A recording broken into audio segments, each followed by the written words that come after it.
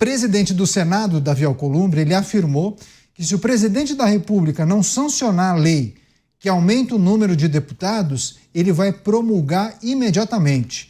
O ministro da Casa Civil, Rui Costa, disse que é pouco provável que o presidente sancione esse texto. A proposta já aprovada pelo Congresso aumenta de 513 para 531 o número de deputados. A argumentação da Câmara e do Senado é que era preciso ajustar a proporção de parlamentares em relação às mudanças demográficas do país. Começar essa com o Cristiano Beraldo. Essa é a justificativa que nós escutamos, né, Beraldo? Mas o correto seria não aumentar o número de cadeiras, simplesmente transferir o número de cadeiras para aqueles estados que mais cresceram em relação ao número de habitantes, né? E aí, naturalmente, estados perderiam cadeiras. Só que houve um arranjo para que alguns estados não perdessem a arrecadação, tiraram esse coelho da cartola, aumentar o número de cadeiras. Eu fico pensando se isso se tornar uma regra, né? Sei lá, a cada 5 anos, a cada 10 anos vão aumentar o número de cadeiras, daqui a pouco o prédio da Câmara não vai conseguir comportar mais deputados, né, Beraldo? Enfim, queria que você discorresse sobre a afirmação de Alcolumbre, dizendo que vai promulgar o aumento de deputados e também a manifestação do presidente, do Rui Costa, que entende que o presidente dificilmente irá sancionar esse texto. Beraldo? Olha, Caneto, Alcolumbre age como quem, se pudesse, aumentaria até o número de senadores, de 3 para 4 por estado. E aí é bom a gente aproveitar esse gancho para explicar à nossa audiência como essas coisas funcionam. Nós temos 2 casas no Congresso Nacional que representam o Poder Legislativo Federal. O Senado, que seria a casa revisora, com as figuras mais, digamos, ilustres para pensar não nas pessoas, mas nos estados. Eles, então, recebem as matérias votadas na Câmara para dar o contorno adequado para que funcione, não apenas para o eleitorado, mas também na realidade dos estados. Mais ou menos essa a função. Por isso, cada estado brasileiro tem 3 senadores. Por isso, no momento da história não muito distante do Brasil, criaram novos estados. O Amapá criaram, se não me engano, na mesma época, Roraima, e, salvo engano, teve mais Tocantins, talvez, acho que é um estado também recente, e aí, conforme aumentou o número de estados, naturalmente cresceu o número de senadores.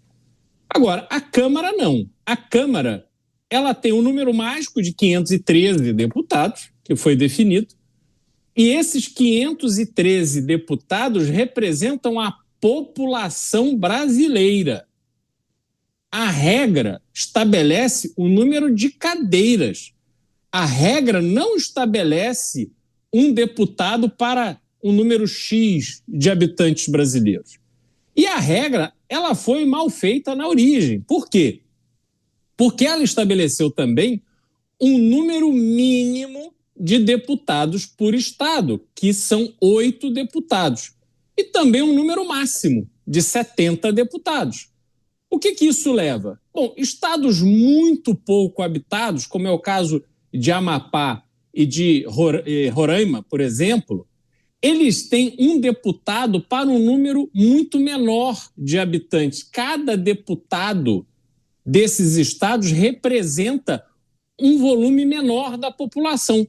Ao passo que, quando a gente olha para São Paulo, esses 70 deputados, apesar do crescimento populacional que há em São Paulo, esses 70 deputados representam um número de eleitores muito maior do que Roraima ou Amapá. Então, esta fórmula quando ela já nasce desequilibrada. O que o Congresso faz agora? Ao invés de seguir a regra que deveria acontecer às vésperas de cada eleição, que é, utilizando-se o número do censo, redistribuir essas vagas pelos estados que ganharam ou perderam população, o Congresso agora diz, não, vamos aumentar o número de deputados. Mas aumentar por quê? Baseado em que lei? Qual é esta regra que permite aumentar o número de deputados? Não existe, eles inventaram. Mas e São Paulo, que ganhou população e não pode passar de... Não, São Paulo não. Para São Paulo não vale. Só vale para os estados dos nossos amigos. E é isso que a gente está vendo acontecer. E o que acontece com os estados que perderam população? Não, esses ficam iguais. Então, Candidato, não tem absolutamente nenhuma lógica. E nós veremos, num futuro não muito distante, daqui a algumas eleições, quando a cara de pau aumentar, nós veremos a Câmara dos Deputados ter 600, 700, 1.000 deputados. Imaginem 1.000 deputados mamando na teta das emendas parlamentares. Imagina 1.000 deputados negociando benesse no orçamento. Imagina 1.000 deputados fazendo emenda na reforma tributária. Imagina a doença deste Brasil impagável e inviável que seria com 1.000 deputados. Pois bem, não se assustem, chegaremos lá e não vai demorar muito. O Ricardo, enquanto você falava sobre o Senado, viu, Beraldo? O Ricardo escreveu: Roraima tem 750 mil habitantes, os mesmos 3 senadores do que São Paulo, que tem 46 milhões de habitantes. Você, Dávila, a manifestação de Davi Alcolumbre em relação à promulgação desse texto que foi aprovado pelo Congresso Nacional, diante de uma sinalização do Executivo que, segundo as últimas informações, deve lavar a mão, não deve nem sancionar e nem vetar. Deve deixar parado e aí obrigaria o Congresso Nacional a tomar essa decisão. É uma decisão vergonhosa e inconstitucional. Eu vou pegar aqui a história do Beraldo só para dar um recheio histórico, porque às vezes a gente precisa entender a história, para entender onde é que essas coisas vêm. Como é que é a regra básica em todas as democracias? A Câmara dos Deputados tem que refletir o peso populacional. O que refletir o peso populacional significa? Você pega o número total de brasileiros, 211 milhões, você divide por 513, que é o número de deputados. Então, isso vai dar em torno de 411 mil habitantes por deputado, tá certo? 411 mil, você devia pegar a população dos estados e dividir por aí, distribuir as cadeiras. Então, você pega São Paulo, por exemplo, que tem 46 milhões, 411 mil, São Paulo teria que ter 112 deputados. Roraima tem 636 mil habitantes. Você divide aí pelos 411 mil, tinha que ter uma cadeira e meia. Como não dá para ter meia, vai, arredonda para 2. Tem 2 deputados. É assim que funciona. No Senado, não é representação populacional, é o Estado. Então, todos os estados têm o mesmo número de senador. É assim nos Estados Unidos, deveria ser assim no Brasil, porque a nossa Constituição foi muito espelhada na Constituição americana nesse sentido. Então, não tem diferença no número de senados, porque o Senado representa o Estado. Tem que ter a diferença no peso populacional, justamente para refletir. Aí o que aconteceu? Onde é que começou essa distorção bem dita pelo Beraldo de 8 deputados e 70? Isso aconteceu no governo militar durante a presidência de Ernesto Geisel. Por quê? Porque o MDB, que era o partido da oposição, começou a ganhar as eleições, mesmo o governo manipulando tudo que era regra para dar maioria à Arena, que era o partido que apoiava o governo. E veio perdendo. E aí bateu desespero na eleição de 74, quando foi uma derrota já estrondosa da Arena. E aí o presidente Geisel baixou o tal do pacote de Abril, em 1977. E o pacote de Abril criou essa excrescência de mínimo de 8 deputados e máximo de 70. Por quê? Porque 8 deputados no Norte e Nordeste era onde a Arena tinha maioria. Então ela conseguiria distorcer a representatividade populacional para manter a maioria do partido do governo. E aí eram 2 senadores. Inventaram um terceiro, que aquele ano, o Candidato deve se lembrar disso, chamava-se biônico, senador biônico. O terceiro senador não era eleito, era escolhido pelo presidente da República. E aí essa distorção inteira foi mantida na Constituição de 1978. Veja que absurdo, um casuísmo usado em 77 para manter a Arena, que era o partido do governo com maioria no Congresso, foi mantida essa distorção totalmente contrário ao critério democrático. E agora o que acontece? Ao aumentar o número de deputados e não acabar com o teto, você está distorcendo ainda mais a representatividade na Câmara dos Deputados. É aquilo que eu falei aqui já no Pingos dos Is. Você pega Roraima, que tem 636 mil habitantes, é o mesmo tamanho populacional de Sorocaba. É como se Sorocaba tivesse 8 deputados no Congresso Nacional. Isso é um absurdo. É um absurdo. E São Paulo, com 46 milhões, tem que ter 70 deputados. Então, é inconstitucional, é imoral. Mas é isso que a gente tem hoje, né? Presidente do Senado, onde é? Amapá. Presidente da Câmara, de onde é? Alagoas. E é isso aí. E os colégios eleitorais continuem sentados esperando, porque nunca vai mudar essa representatividade. E isso tem enorme impacto em política pública. As regiões metropolitanas do Brasil são subrepresentadas no Congresso Nacional e as regiões do interior são sobre-representadas. O que acontece? Este clientelismo das emendas faz um efeito extraordinário nas eleições. E assim perpetuamos o corporativismo, o clientelismo e o patrimonialismo. Isso aí. Pitadas históricas com Luiz Felipe Dávila. Agora você, Mota, só compartilhar a mensagem do Valmor Lodi. Vergonhoso aumentar o número de deputados. Deveria era diminuir. Precisamos reduzir despesas, enxugar a máquina. Valmor, eu não sei se seria possível diminuir, mas deveriam manter pelo menos o número de cadeiras, né? 513. Você, Mota, o que a gente precisa considerar em relação a essa manifestação de Davi Alcolumbre, de que o Senado, o Congresso Nacional deve assumir essa responsabilidade, vai promulgar o aumento de cadeiras dos deputados em razão dessa sinalização do Executivo que prefere não sancionar o texto que foi aprovado?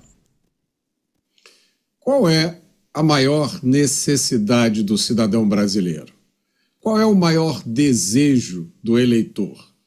Eu não sei, talvez seja segurança, talvez seja ganhar mais, ter uma renda maior, mas eu acho que a gente pode dizer uma coisa com certeza absoluta.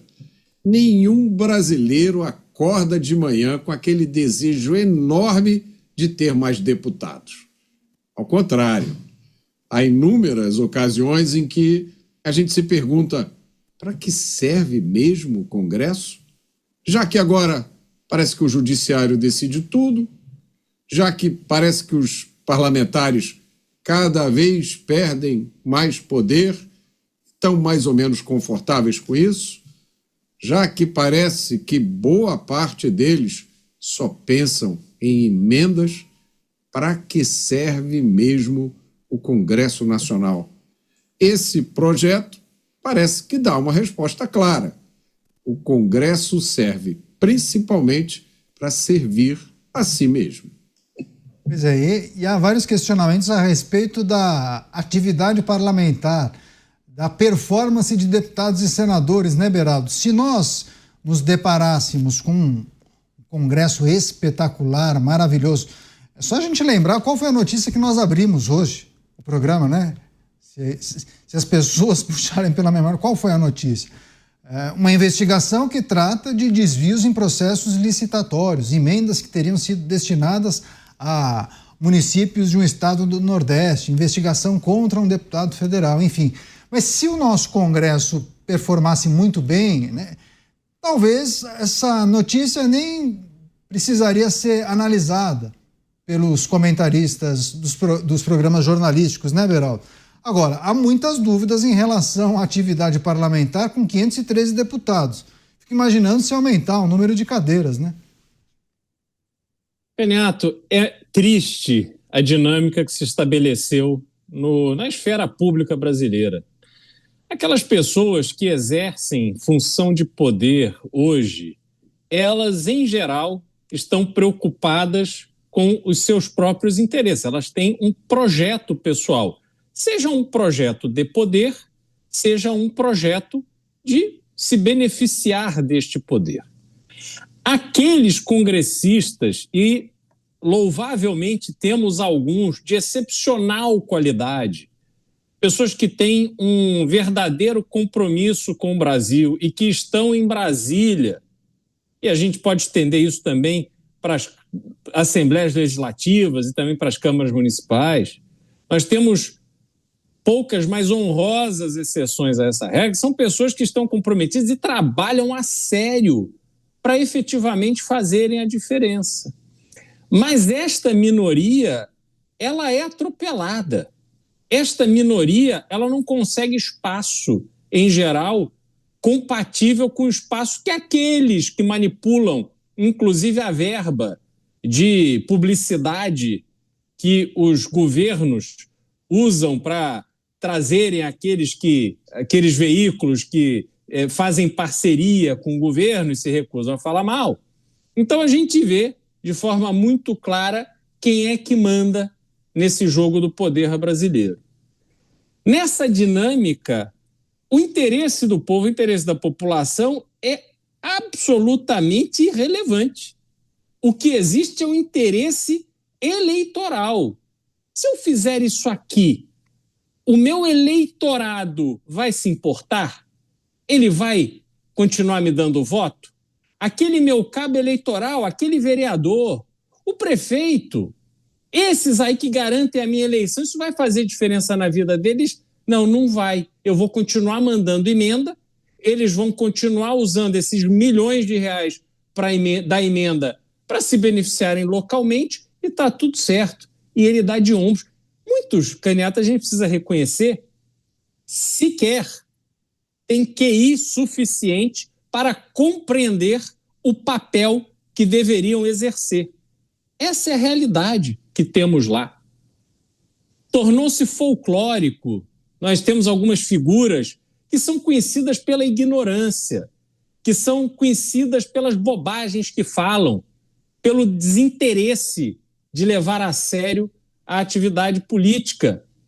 E essas pessoas são aplaudidas, tornam-se folclóricas. E a gente tem isso historicamente no Brasil. Me lembro, eu, quando era criança, acompanhava as eleições do Rio de Janeiro, ainda em cédulas de papel, macaco Tião, votado assim enormemente. Era um macaco que tinha no Zoológico do Rio. As pessoas que não estavam mais aguentando a patifaria na política votavam no macaco Tião. E nós temos hoje inúmeros macacos Tião eleitos, exercendo os seus mandatos. Então, Canhato, a dinâmica que se criou na atividade pública política brasileira é uma atividade que favorece esses caciques, essa turma que comanda, que controla, que sabe deixar essas pessoas debaixo da sua asa, porque criam uma relação de absoluta dependência. Começam a transferir benesses e fica todo mundo lá excitado, porque não compreendem justamente a sua responsabilidade. Então, reverter isso, Canhato, é muito difícil. Isso só será revertido quando a gente trabalhar de forma efetiva a melhora da qualidade da educação. Isso não é uma falácia, isso é uma realidade, porque as pessoas, a população brasileira precisa compreender de novo qual é o seu papel na democracia e voltar a ter aula de educação moral e cívica que eu tive e faz muita falta hoje em dia. Pois é, bem lembrado. O Dávila quer só fazer um registro, né, Dávila? A gente vai trazer um outro destaque, mas quer fazer um registro, Dávila? Eu tinha dito sobre essa escolha dos presidentes hoje do Senado da Câmara e disse que Mota era Alagoas era Lira, Mota é da Paraíba. Então era só para fazer essa correção. Agora, melhorar a qualidade do parlamento, nós precisamos fazer uma coisa, é aprovar o voto distrital, e eu espero que essa bandeira seja aprovada para melhorar a qualidade do parlamento. Caso contrário, se mantivermos do jeito que está, com distorções na representatividade e o sistema atual, não tem como melhorar a qualidade do parlamento. Pois é, recentemente, né, Dávila, até participamos de uma reunião, né, com integrantes do PSD e nós tratamos de detalhes em relação ao projeto do voto distrital, que me parece que há um entendimento de boa parte do Congresso Nacional de que essa mudança em algum momento deverá prosperar, né, Dávila? Canhato. Canhato, olha como eu sou velho nessa história. Eu defendo isso desde 1990. Criei depois um movimento chamado Eu Voto Distrital, sempre a favor do voto distrital. E conseguimos aprovar até uma época um projeto no Senado, com inclusive o senador José Serra, que era o voto distrital misto. É esse projeto que está dormindo na gaveta da Comissão de Constituição e Justiça da Câmara e que nós esperamos que saia da gaveta seja colocado em votação. E aí sim nós vamos ter um mecanismo eleitoral para começar a melhorar a qualidade do parlamento. Pois é, deixa eu chamar a enquete mais uma vez. Queria que você que nos acompanha, se você puder, obviamente, entrar no portal da Jovem Pan, jovempan.com.br, registrar o seu voto, a sua opinião em relação a esse tema que a gente está debatendo aqui no nosso portal de notícias. Você que nos acompanha acha que para o governo conseguir atingir a meta fiscal é preciso fazer o quê? Há dois caminhos principais, dois caminhos possíveis. E nós colocamos justamente essa questão. Você acha que aumentar a arrecadação é a melhor saída? Criar impostos ou aumentar tributos que já existem? Porque a gente tem acompanhado muitas discussões em relação, por exemplo, ao aumento do IOF. Ou então tem uma outra alternativa, cortar despesas. Eu sei que há uma dificuldade em mandar funcionários públicos embora, mas também há sempre o dispositivo de você demitir ou diminuir o tamanho do funcionalismo em relação aos cargos comissionados, que não são os concursados, porque você não pode mandar os concursados embora. Ou então eliminar alguns setores, talvez não façam muita diferença. E aí há um universo de votantes que supera o número de 500, vocês não têm noção. Daqui a pouco a nossa produção até vai colocar o gráfico, a pizza, o gráfico de setores. 99,1% entendem que é preciso cortar despesas. Aumentar a arrecadação não chega a 1%, não chega a 1%, 0,9%.